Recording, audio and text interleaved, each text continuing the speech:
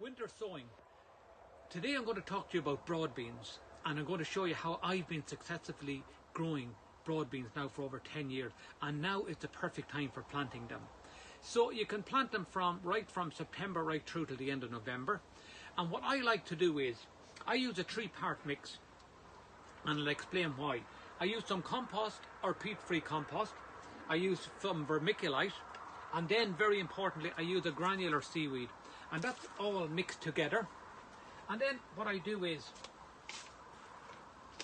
I place it into a pot and I keep it about 2 inches from the top. The next step, what I do is I add in this root booster. I spray it onto the soil before I put in the seed. This is really important. The reason why we've got such round with nutrition, because the broad beans are going to be in this medium for the next couple of months, because it could be December, January, February before they're planted out for a spring crop. So we want plenty of nutrients, slow releasing nutrients in the soil to keep them healthy, because a healthy root will give you healthy plants and healthy fruits.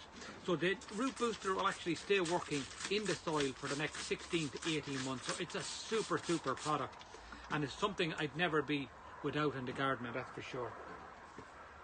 So with the broad beans, always just check that they're nice and really hard, that they're not soft.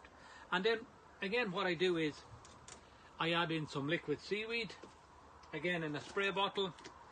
This will help with germination, but also really with the root development, what we want.